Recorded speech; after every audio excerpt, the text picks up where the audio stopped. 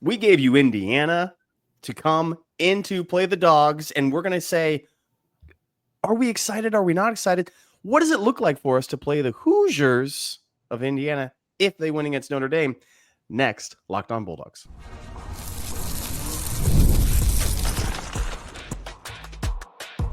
You are Locked On Bulldogs, your daily podcast on the Georgia Bulldogs. Part of the Locked On Podcast Network, your team every day. What is up, everybody? Welcome back to the Locked On Bulldogs podcast. He, of course, is Clint. I am Daniel. Today's episode brought to you by FanDuel, FanDuel.com, where you can make every moment more. Stay tuned for Bowl Locks coming up later this week. Oh, no. But today we're talking about a college football playoff matchup, a Sugar Bowl matchup. Thanks for being an everydayer. Thanks for being a first listener. If you're here and you make this podcast go, listen, it's been a great month. It's been a great season for your boys here on the Locked On Bulldogs podcast. We do appreciate you. We love you guys. You guys are the absolute best. Hey, you know what? Let's hang out. Let's hang out in New Orleans, Louisiana for New Year's. I'm going to need Justin. Get on down. Get the time Clint off. will be there. I'll be there. I'm going to need Gurf to just pack up the minivan or whatever it is you're rolling down in, Gurf. Come on. And I need you to get on down to New Orleans. Let's hang out. Come hang out with your boys. We're going to be down there. Hit us up. You can message us on Twitter at Dawgs Podcast. You can send us an email, lockedonbulldogs@gmail.com. We'd love to correspond with you that way and coordinate a time to meet up down around the Sugar Bowl. Speaking of the Sugar Bowl, Clint, do you see how I did that? I did. In Indiana, one of the potential matchups, if you didn't hear us last week, we did break down Notre Dame, our thoughts on Notre Dame. We talked about things about that matchup that would excite us as Georgia fans and things about that matchup that would make us nervous as Georgia fans. The other potential team from the state of Indiana that Georgia might play, it ain't Purdue, I'll tell you that. No, it is the Indiana Hoosiers who find themselves in the college football playoff. Barry Odom, by the way, at Purdue is going to ruin somebody's season very, very soon. Just so we're That's who they hired? They hired Barry Purdue Odom. hired Barry Odom. Good for him. That's why Dirty Dan, not Jackson, the other one, went over to UNLV. Yeah, he down at UNLV. I love to see that. He's going to do great things. He's going to do great. Let's talk about Indiana in this matchup. First of all, before we get to things that excite us, things that make us nervous, obviously, big picture thoughts on Indiana, Clint. It all starts with Coach Cignetti. He is, in my mind, the national coach of the year. I don't think it's even relatively close. The job that he's done, taken over at Indiana, and he just said, Google me. I'm coming, and I'm going to run roughshod over this entire schedule. And that's exactly what he did. Only loss of the year coming to Ohio State. Squeaked by Michigan. Not a great showing there, but was able to bounce back in the last game of the year, dominating win over Purdue, and really looked the part the whole season. This Indiana team, Curtis Rourke at quarterback has been absolutely phenomenal. The transfer coming over in his first year. And so I think big picture, if you're an Indiana fan, you obviously have to feel great about this season. You have to feel great about what your team accomplished. What comes to your mind when I say Indiana Hoosiers football this year, Clint? It's very simple. You've nailed it. Cignetti. Daniel, you want to venture a guess where the composite roster talent for Indiana ranks in the nation? This is my favorite. Everybody tune in here. Everybody lean in tight, because this is going to be refuting the comment that you're going to make in the comment section in a minute. So just go ahead and lean in. Indiana is the 57th best roster based upon composition of everybody on where they were ranked by a vast majority of people. And again, caveat, we give coaches a lot more credit on how they give analysis to players coming out of high school and transfer portal. Cignetti clearly has his guys that he wants, but Indiana is 57th in the nation on roster composite. I don't care. I'm going to list teams, notable teams ahead of them. Yeah, there you go. Vanderbilt ahead of them. Syracuse ahead of them. Georgia Tech ahead of them. Baylor, Pitt, Stanford, North Carolina State. Oh, no. Iowa. Are you guys Are you guys getting this so much? Like Washington, Utah, Colorado. The list goes on. SMU, Kentucky, Nebraska, Oh no. Florida, South Carolina. Like there are so many teams ahead of them. They're way down the list. And yet, what did they do there, Clint? What did they do there with that untalented roster? I mean, you could tell me conference. Well, I just listed a bunch of schools that are in the same conference as Indiana that didn't do as well as them. Michigan had a better composite roster composition than they did. Coaching staff, getting people in the right position, performing the right plays at the right time, knowing and understanding who you have. It's not the army you want to go to war with. It's the army you have. And Cignetti knows this better than anybody else. And he gets his guys to win and he motivates them. So hands down, best coaching performance of the entire nation. And I know Kirby Smart, we've said this is Kirby Smart's best coaching performance of his entire career. Absolutely is. And he went 10-2. Yeah, you got to look at more. You got to look at more than just the talent. And so don't come at me in the comments and tell me, well, Georgia's going to roll Indiana because we have a lot more 5-stars. We have a lot more talent on the roster. In a 1-game season, I'm just not buying it. Okay, the recruiting services get it wrong all the time. Talent composite is a great big picture, long-term projector of success. But even that got it way wrong about Indiana, because I'm sure a lot of those teams that they beat this year had a more talented roster than they did. Michigan, I'm sure, had a much more talented UCLA, roster. Maryland, Northwestern, Nebraska, Washington, Michigan State, Michigan, Ohio State, all of them had better roster composition than don't Indiana talk to me about that. It doesn't mean anything. And in a 1-game season, it particularly doesn't mean anything, Clint. No.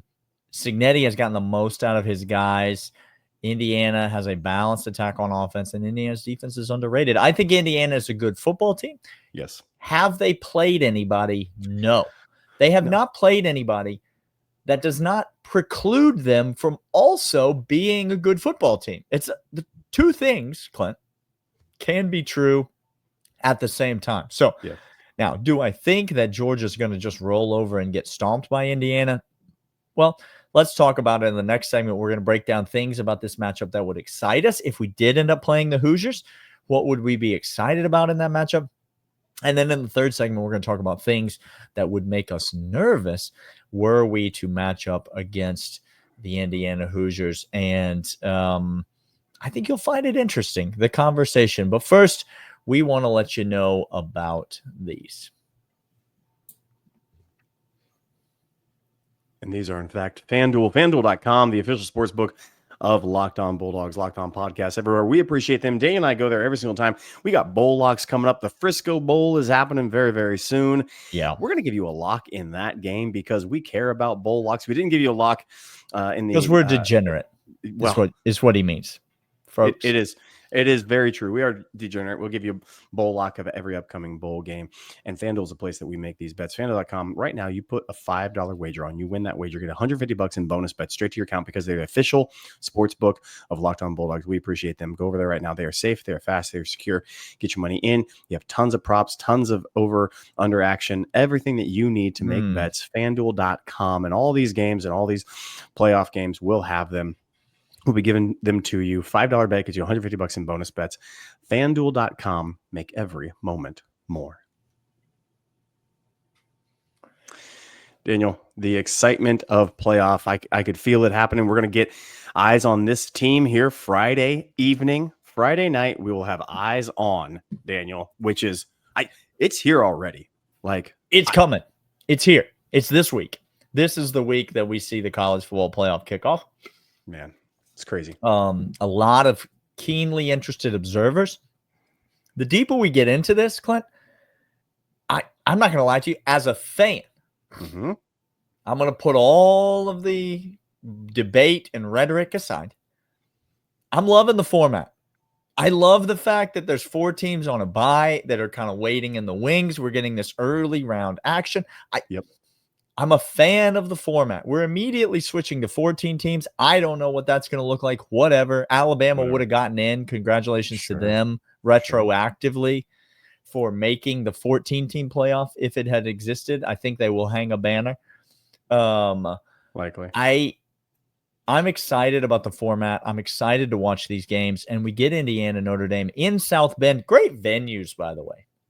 I mean, we got a game in South Bend. We got a game in Happy Valley. We got a game in the Horseshoe of Columbus. Like, I mean, are you kidding me? Like, there's some great venues that we're getting to see these games in. And so Indiana, Notre Dame, and South Bend will be great. Something that excites me about this matchup is, I mean, I hate to just immediately transition to the opposite of what made me nervous about the Notre Dame matchup. Sure. But what excites me about this matchup is the lack of mobility of Curtis Rourke. Curtis Rourke is a pocket passer. Now, he can move around in the pocket. I'm not saying he's not an athletic kid. I'm saying that he is not Notre Dame's quarterback, Riley Leonard. He's not going to just line up in the power formation and run quarterback power and punch you in the mouth 20 times a game like Riley Leonard is. And if I look at this Georgia defense, and I look at the way they were able to perform, let's see, who was the last quarterback we went up against who was not very mobile, had a solid running game and a really successful passing game. And like one of the best Indiana offensive does. lines in the entire nation. Okay, so Indiana has all those things. And so who was okay. So yeah, it's a lot like Texas with Quinn Ewers at quarterback, and that makes me feel a lot more comfortable from the perspective of this Georgia defense, as opposed to going up against a Notre Dame, Clint. Yeah, absolutely. You look at where this offense is. This offense actually ranks. This is why it is Cignetti, and it is very, very important to understand. I don't think the quarterback and the talent is all that great, but the team passing efficiency is better than Ole Miss, Miami, Ohio State, Colorado, Oregon. They know how to get guys open. The system works. His system is fantastic, Daniel. Look at total offense, however. Total offense, they're way down the list. We have teams that are a bit of total offense. Tennessee, who we beat. Boise State, who we may play. Miami, who's not in the playoff. Clemson, who we beat. Oregon, who's there. Like Texas, who we beat twice.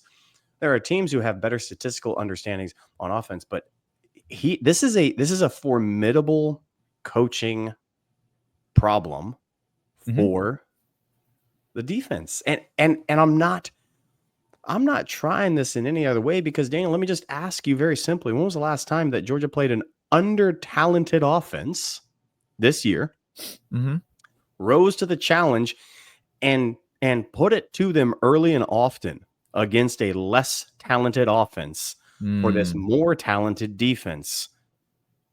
It didn't happen all year. It was only when we rose to the occasion when it excited us. Indiana's in the playoff, and I get that. If we face them, I think what's really phenomenal to me is they actually have this underdog grit mentality that comes in that has proven really problematic for Georgia the entire year because they know we have to out-scheme you. Georgia has so far this year, and I hope Glenn and staff change this philosophy. So far, it has been let's line up and just overmatch you. And I think everybody's forgotten it's not 21 or 22 anymore, Daniel. Those guys are all in the league. Yeah. We don't have those dudes. The ceiling of this defense isn't as high as that. And so we have to scheme. We have to be ready with a game plan from the set, not from halftime on. And Indiana, you look at the scores they have. We're going to talk about the defensive side of the ball. But you look at the games they've had, Daniel, they've talked about putting it on people. We talked about Notre Dame putting it on people. Indiana did the same thing. 42 they put on to UCLA. Yeah, 42 to Maryland.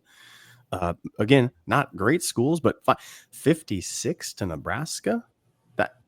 That's something. Like it's a lot. It's a lot. 66 to Purdue. And again, Ohio State, who was ready for them, came in. It didn't look good when that product was on the field for Indiana, but they're balanced. They know how to attack. They know where weaknesses are on the defense, and they will go after those weaknesses. And it's not like Texas clearly had a plan. We're going to go after Daniel Harris. We're going to pick on him a lot early and often. We're just going to toss it up, see what 50-50 balls come down with. And Daniel Harris, to his credit, people can bemoan him. I thought he played a pretty dang good game against Texas, Daniel, in the SEC championship. I was happy with his performance because the sheer volume was incredible. Indiana's not going to do that, because to do that, you have to have dudes, just like top tier talent dudes out there. Yeah. This is going to be, okay, we're going to, if they're in man, we're going to motion them over. We're going to do little pick plays. We're going to do mesh. We're going to do concepts like that to get guys open. And I think they play well within themselves. They're not going to be overstretched. So if you let them hang around and you let this offense get cooking on its own accord, to its own pace, they're going to be successful. Now, when they get off track, when they're not in pace, when they have to get, Ohio State game got off the rails real early. I think there was a fourth down. There was a go on fourth and something that Cignetti went with or something that I said instantaneously. We texted each other when he did that. I was like, game's over. He doesn't get this. The game's over. Not great. If they can't keep on rhythm, they can't keep on pace. That's where it goes sideways. But they have so far, except for one game, Ohio State. So we have to bring it to them. And I just ask you, when was the last time this offense or this defense got somebody off track in the first half? Yeah. Hasn't happened so much. So, yeah, Daniel, not to be overlooked. And this is not, we are not being trolls. We are not trying to drum up some stressful, shocking. I'm going to tell you in the next segment exactly why, as a Georgia fan, you should be very nervous about facing Indiana. And it is specific to Indiana's football team and your football team and the specific makeup of your football team now at quarterback. Which we will talk about right after these. Is that time of year. College football playoff is back, and with newly expanded 12 team, going to be 14 next year, is guaranteed to be bigger and better than ever, bringing you all the hard-hitting and high-flying excitement that you love. TNT sports coverage of the college football playoff begins December 21st, starting with the college football playoff kickoff show presented by AT&T at 11 a.m. Eastern, leading into our first matchup. SMU Mustangs battling Penn State Nittany Lions at noon. The big nooner at TNT. Yeah, they are. Then the Clemson Tigers look to upset the Texas Longhorns in a showdown at 4 p.m. Eastern. Don't miss a moment of the action. And watch college football playoff presented by Allstate live on TNT, True TV, TBS, and Max. We're here in the Texas, loyal. Don't go losing that game, Texas, to Clemson on TNT. In front of Charles Barkley and everybody. Don't you do it, Texas. Come back for locks. Don't do it, Texas. Come back for locks. All right, Daniel, you tease the people. You said, hey, here's the deal. This Indiana team, there are some people that are spunky, gym bros, feisty, all these words that you get going with teams. Sure. I actually think that's more akin to Boise State. I think Boise State fits that mold. And Ginty, by the way, absolute animal. Like, dude, I'm not trying to troll there. That's a bona fide dude. In that matchup, by the way, Georgia fans, we're the tin horn. Okay? That, just so you know, I think that tells you everything you need to know. We play the role of the tin horn when we go up against Ashton Ginty. Okay? Outside of him, the rest of the club, the rest of the team is feisty and hard work. Like that, you can try hard like that. Yeah, that is not the case with Indiana. Like Indiana walked into a buzzsaw of Ohio State, got absolutely obliterated because of a couple of bad calls early in that game. Not bad calls, referee bad calls by Cignetti, actually, I think. But this team does present problems for Georgia. Daniel, what's the first problem you see facing the Georgia Bulldogs for Georgia fans? Well, this little Indiana team, they're just a high-flying, offensive, score a bunch of points, try to, like a glorified Big 12 team, basically. That's if what I they may, are? Daniel, if I may, I think you might have something. You may have your stats wrong on that, if I can. Okay, let me check the notes again. They're number 3 in the country in total defense. They're number 1 in the country in rushing defense. They're allowing 2.6 yards per carry on the season. Now, hold on. They're number 9 in passing defense. They're number 7 in yards per attempt passing. That's not good. They are in the top 10 in virtually every major defensive statistical category that exists. And particularly, this team is equipped to stop the run. Now, yeah, we watched Michigan run the ball with success against Ohio State. Mm-hmm. That's a team that Indiana played. Indiana, maybe they didn't play anybody this year. Sure. They played Ohio State. Yeah, they did. And all of those statistics still hold for the season. That includes the Ohio State game. This team is built to stop the run. They are the best team in the country at stopping the run. Our football team, Clint. Now, hold on. Can't run anyway. They ain't doing it. No. Okay? We can't establish the run. We can't make any hay with the run. No. And now all of a sudden we've traded Carson Beck for our mobile quarterback, the one that likes to, and stop me when I get to something concerning here, run. Oh, no. So when he came in, a lot of the plays that got juice going in the SEC championship game, yes, we saw Lawson Lucky make a spectacular catch, one of the best we've ever seen at Georgia, but that ball was in the 1 percentile of catchability. It wasn't. I'm not looking to make my living on that catch. Okay? No, I'm not. Again, thank you, Lawson, for doing so. I don't want to see another one like that. I want to see him more in the breadbasket, more in the center. There it is. It was when he started running. How about that overthrow out of the end zone where you and I both, he threw that ball to a pretty open touchdown. If I'm being honest, it's open. It's wide open for a touchdown. Sails that ball 5 yards over the head. And we both said, oh no. And Mike Bobo said, oh no. And started calling the offensive game plan to be run-centric.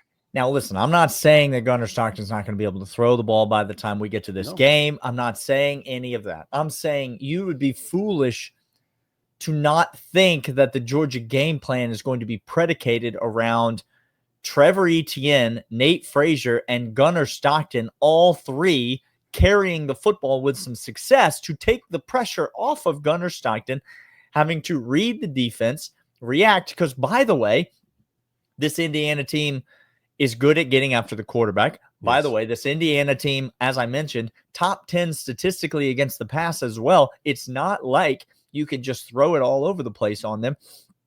They're going to be schemed up and ready to try to create some confusion, running the ball as the more physically dominant team. There it is. Which Georgia will want to believe that they are in this matchup. Well, if you are that team, you should be able to run the ball. And I'm just here to tell you, this Indiana defense is built to stop that. And Georgia has not shown me anything this year to tell me that they can go up against the number one rush defense in America and just come out and run the ball at will. I just haven't seen it. Like, it's not there. Like, Texas is the number 7 rushing defense in America in terms of yards per attempt, to clarify. Tennessee is the number 6. It's not like Georgia hasn't gone up against good defenses, but Indiana's better than both of them, statistically speaking, and Georgia will want to establish the run game to take pressure off of Carson Beck. To take pressure off of Gunnar Stockton, because there won't be a Carson Beck. They won't be able to do that in this game. No. And I'm not saying, excuse me, I'm not saying Georgia's going to lose the game because of that. I'm just telling you that makes me nervous, Clint. This is the point that if Indiana fan, if you're here, how y'all doing? I completely I didn't know you existed outside of the state of Indiana, if I could be totally honest. So I love the pants, though. The candy cane pants that you wear. All for it. Sensational. Really am. You might be saying, well, hey, let's talk about how much of an advantage we have, because statistically, let's see where Georgia is on all these statistical categories you're giving me, because we're way up there on a bunch of stuff. Well, there's a couple of things that we're going to get to tomorrow. Who would we rather play, Notre Dame or Indiana? Indiana's got some good things going for it. But if you look at Georgia's statistical analysis, we've said all of that is mitigated because you have to take into effect the number 1 strength of schedule for a decade or more in college football. Yeah. Because you go to a stat like red zone defense, Daniel, and this is real loud. By the way, I think Indiana has something like 14 to 17 interceptions on the year. They take the ball in great fashion. Interception a game on the defensive side. So first time starting quarterback in the biggest game of the season. Okay. Who likely percentage wise is due for an interception just on his own accord against any defense. But then you take a defense who is averaging an interception per game, and those two things meet, and that's a bad combo for your Georgia Bulldogs. I want to get to another stat. Red zone defense. Indiana has the best rushing and the best passing efficiency defense and turnovers. And yet they're susceptible enough because I think this is really wild to me. Their red zone defense, Daniel, is trash. It's not been great. 65th in the nation. Whoopsies. Georgia, conversely, you again, like 68th in the nation. But again, we've faced incredible teams. Most of that coming Alabama's way. Alabama was in the red zone 4 straight possessions to start the game because of what we gave them, and they were successful on it. And so that kind of sets you back for the entire year. Indiana, with the lack of high end, except for Ohio State, high end teams they played, has a very, very bad. When teams get in the red zone, they punch it in. They get points. It's not efficient. It's not great to do. Georgia's going to need to do that. So, point in. I think Georgia, like, guys, listen in. All y'all are going to get pissed off and angry, and this is where fandom hits reality. You can't just look at something and say, I want us to be Oregon playing offense all the time. Oh. Well, I don't. First of all, I don't. Okay? Just let the record state. Secondly, teams that you go up against dictate how you are supposed. You take it to them, but also at the same account, you have to take into account what they're doing. If Georgia's looking at this game and a first time start, it's going to be his first start, not his first playing time, but his first start in a high intensity game where Indiana is opportunistic. Yeah. And they have an offense that could be clicking if our defense doesn't step up. You're going to want to run the ball, get it closer to the red zone, play a little bit of possession, field position. Oh, wait, we just lost the best punter in college football that did that for us an incredible amount. We've literally never seen anyone else on the roster punt the football in a football game. But other than that, it should be fine. It's fine. Because you want to play field position to get an understanding, to get in the red zone, to put points on the board, because that's the whole point of football, is to score more points than your opponent. There it is. I was waiting for somebody to drop that. I got you. Let me educate. What I'm saying is, they have a weakness there, but if you think that we're just going to get on have a kickoff, go from the 25 and start going in, and we're going to be fine against them, I got another thing coming for you guys. Yeah. They are not scrappy. They are a good football team. They get after the quarterback. They put you in bad positions. And when they get you in 3rd and long, they're really, really good. In the red zone, not so good. That's where we're going to have to be. If we get possessions, if our starting field positions in the 45, now we're talking. Now I feel really good. Yeah. To do that, we have some other things that need to come into play.